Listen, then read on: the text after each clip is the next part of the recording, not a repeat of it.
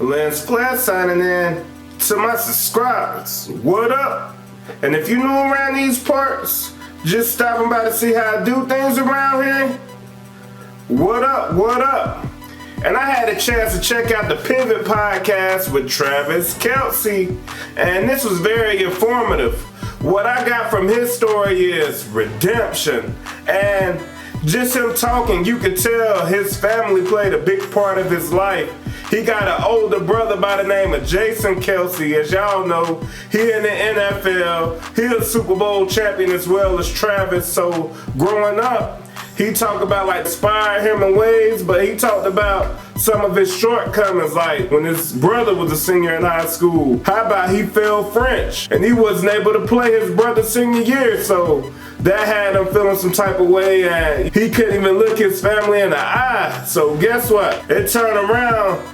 His brother's senior year at Cincinnati, his brother talked to him and inspired him to come to Cincinnati. How about his brother's senior year again at Cincinnati? He got kicked off the team, and Travis, he had a chance to learn from his mistakes. So growing up, he was a quarterback, and he was like the mechanics and things of that nature. He wasn't to all that the way everything got to be so precise to where a person's leg could be pointed. He was like, long as the ball got there. So they switched his position in college to tight end, and when he got switched to tight end, you could see like he went up to a whole different new level where you could tell he was like he always had to find ways to maneuver because his older brother was bigger than him. So you know, you got that bigger brother, you got to find ways to try to be, you know, a little more crafty because big bro stronger. Sometimes the big bro, a lot of times they more physical, but just speaking on his path, I definitely tip my hat just to see him stay strong. And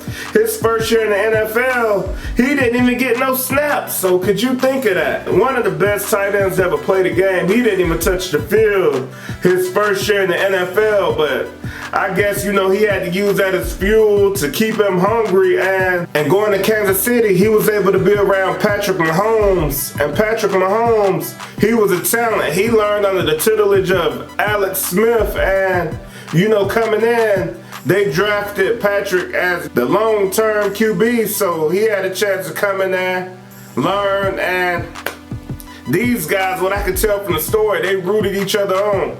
And like in the Kansas City, they got a different dynamics. Like it was no jealousy or any type of harsh or hard feelings about, hey, Patrick Mahomes, he the young pup, so he learning under Alex Smith. So Alex Smith didn't look at him like, man, this guy coming to take my position. So Travis was talking about like being that Pat came from Texas A&M and he always had to get it done.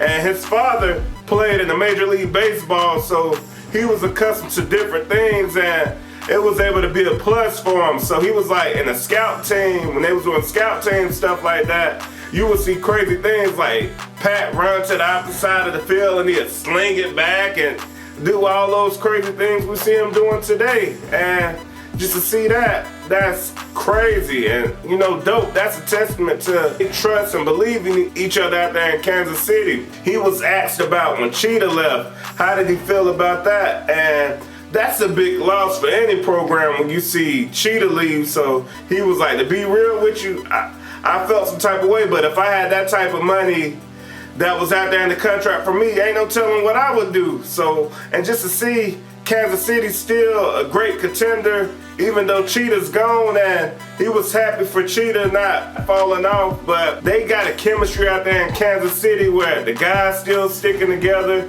and they still making plays, and they just happy for one another to succeed. So, you know, a lot of girls, they feeling Kelce, so they got to talking to him about, what is it, that show Catching Kelce? And he was like, man, at first I wasn't even, you know, serious about that show. I brushed it off. And he was like, you know what? His first year in the league, he blew a lot of that money. He was having a good time and not keeping up with what he was doing. He was like, man, I was running from the rent lady, you know.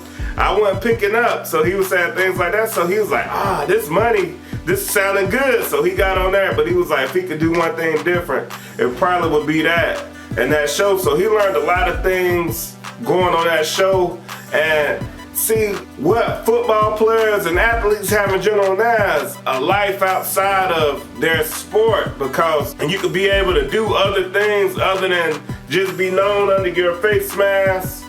So I just like this episode because it just gave a lot of insight on who he was and who he is as a person. What I took from him, he's very family oriented. He's a people person. You could tell like he'd be a cool person to hang around. He was like growing up, he played football, basketball. They even played hockey. I would have never knew that. So maybe that helped him in a lot of ways. But just to go back to him and his sport, he played quarterback. So is that what helped give him like the extra tools about, playing tight end? Because playing quarterback, he probably already got in his mind what a quarterback really want to put it. So they even started talking about the cut. He was like, man, they ain't started getting that cut till I got to college. He paid attention to some of the areas that went wrong in his life, and he used that as a way to grow and become a better man, become a better person. And when it's all said and done in football, he gonna be one of the greatest of all times at tight end, a Hall of Fame selection. So let me know below in the comments, what's your thoughts about this Pivot podcast with Travis Kelce? What's something that you learned that you didn't know? And until next time, peace.